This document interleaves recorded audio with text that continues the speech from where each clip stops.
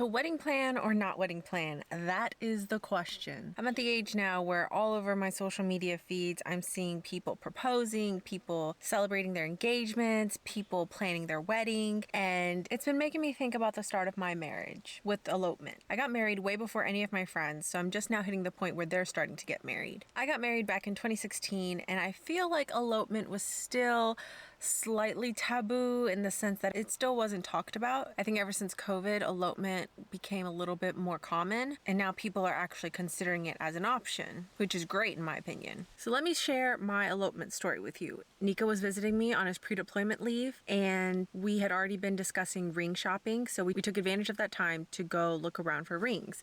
We luckily found my ring on day one of shopping. I'm gonna take this opportunity to throw in a shameless plug for Bailey's. If you are in North Carolina, Bailey's is the place to go. I believe they just opened a new location, so they might be up to 5 locations now in North Carolina. I think it's Greenville, Rocky Mount, 2 locations in Raleigh, and I'm not actually sure where the new location is, but they have fantastic customer service.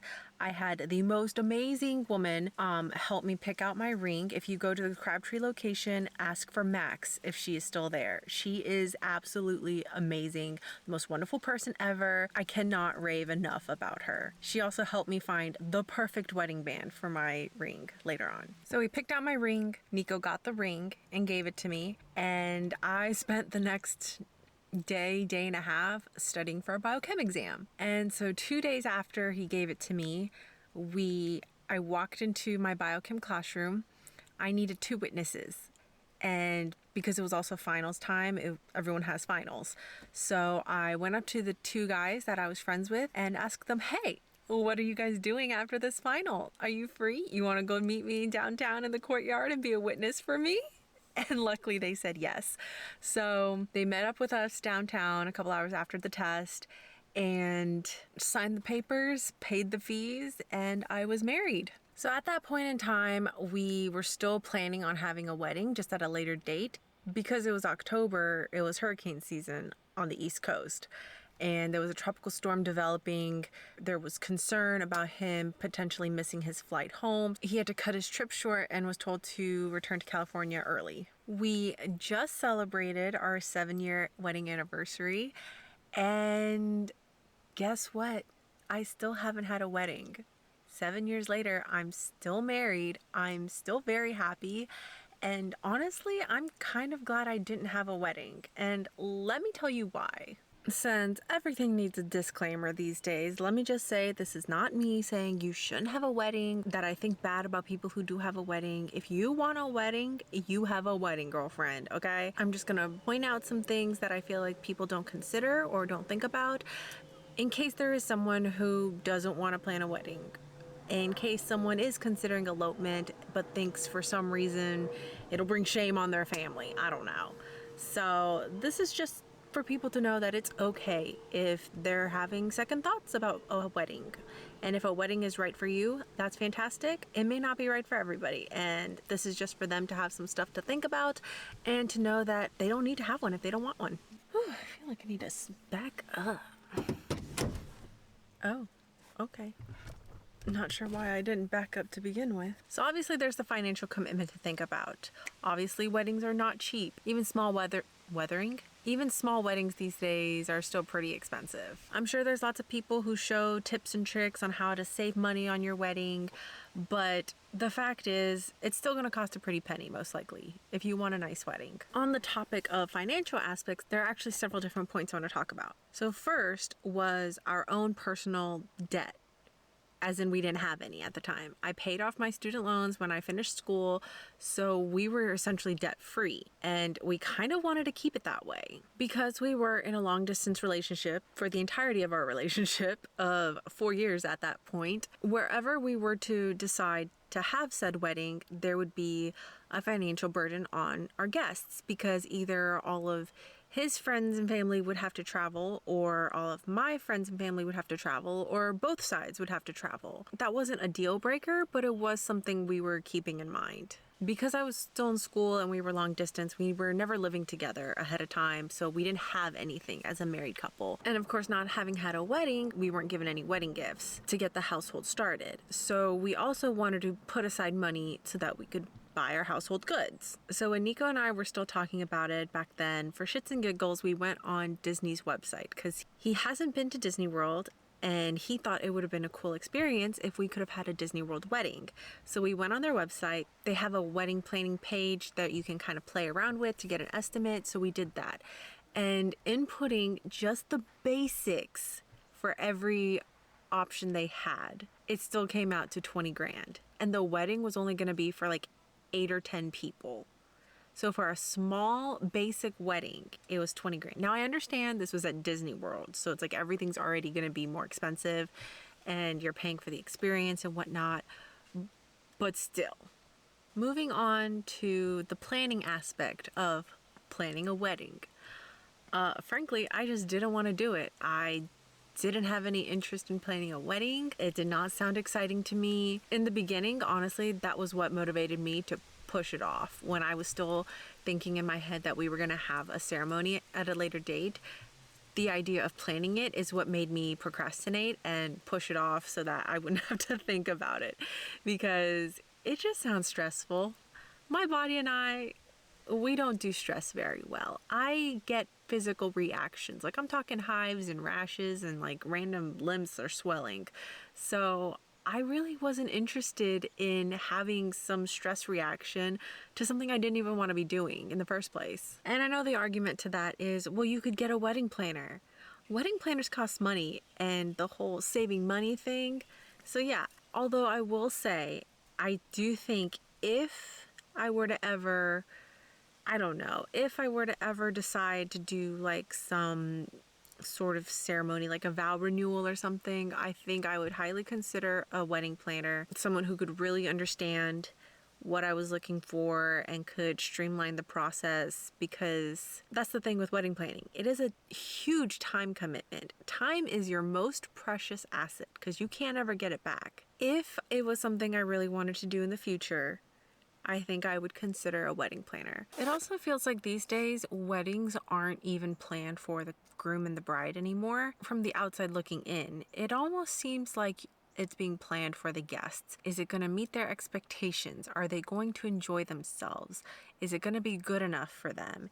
Are your in-laws going to be happy with the decisions you've made? It just feels like it went from a celebration of the bride and groom to how can we make this the most fun event for our guests? And I'm not saying the guests don't deserve to have fun and enjoy themselves. I feel like the point of celebrating the bride and groom is kind of getting overshadowed these days. And alongside that, in the age of social media, with everyone posting the highlights of their lives, I feel like it also stirs up competition. You see people you went to school with posting their weddings, and you see them with big, tall, fancy cakes, expensive dresses.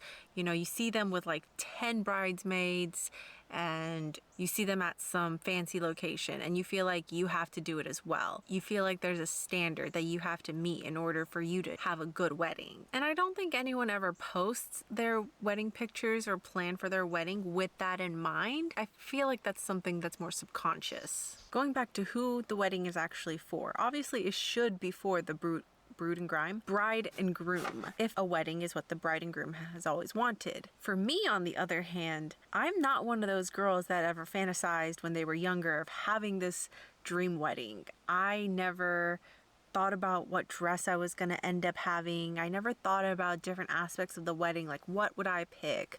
I never fantasized about it. And I know there are people that have. So that was another thing that kind of indicated to me that like maybe a wedding isn't for me, because I know there are people who have been fantasizing about their big day since they were like 5 years old. And the thing is, even with Nico, I always envisioned being married to him, not a wedding. Like I always envisioned what it would be like to be married to him, our day-to-day lives together, what it would be like to be his wife, but I never actually fantasized about the actual wedding. So that was just another indication to me that like maybe I don't want one. Something else we had to take into consideration was the fact that we were long distance. So I was still in school, he was in the military, he was in the Marine Corps at the time. So if you're familiar at all with the military, you know taking time off for any big event is always a headache. You can get approved one day and then the next they have to take it back for whatever reason. From that aspect, it was already going to be difficult. What, baby? Come here. There's also the fact that our guests would have to travel, again, be it his side, my side, both sides. So it was just going to add to the financial burden of our guests. And I feel like the financial commitment is now flowing past the bride and groom these days, more onto the friends and family. And I'm not saying they shouldn't be celebrating the couple, but it just feels like with the cost of everything going up, that's just another financial burden on your loved ones. I feel like there was a period of time where weddings were also being glorified as like an important moment in a couple's relationship, as if you had to have had a wedding to validate your relationship. And I think we've forgotten as a society what the point of the wedding is supposed to be. It's supposed to be the unification of the couple, starting a new chapter of their lives, a new chapter in their relationship. It's just become this giant expensive show. And let me tell you, I don't feel like my relationship is any less just because I didn't have a wedding. I don't feel like he loves me any less because we didn't have one. I don't feel like our relationship is less than just because I know people who have had weddings and I didn't. The only thing you really need to be married is the piece of paper that says you're legally married. And the thing is, with eloping, you can still make it memorable and you can still make it special. You can still dress up, you can still have friends and family with you, you can still have a small celebration or big celebration afterwards.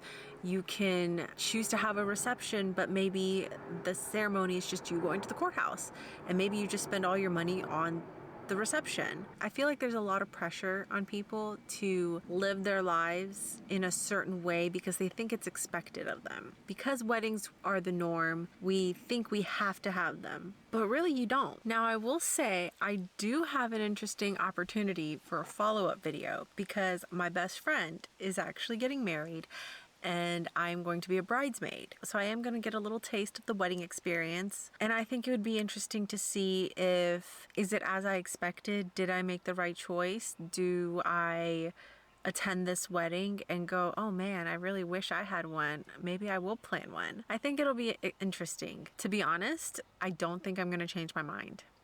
Because already just talking with her about some of the stuff, I literally turned to Nico and said, I'm so glad I'm not having to plan this and I'm just a bridesmaid. But who knows? I could change my mind after this whole experience. And because I'm nosy, I do have some questions. Is there anybody that had a wedding that after the fact you wish you actually didn't? Has anyone ever considered skipping having a wedding, but they actually followed through with it for whatever reason? And I'm really curious. If you have had a wedding, how much did you spend? Because in my mind, weddings are just this extravagant, huge amount of money where it's like I could buy a car or go on a fancy vacation instead. So is it really as expensive as I think it is? The bottom line is, have a wedding if it's something you genuinely want. And if you don't want a wedding, or if you don't think you want a wedding, think about some of these points and make the decision that's right for you.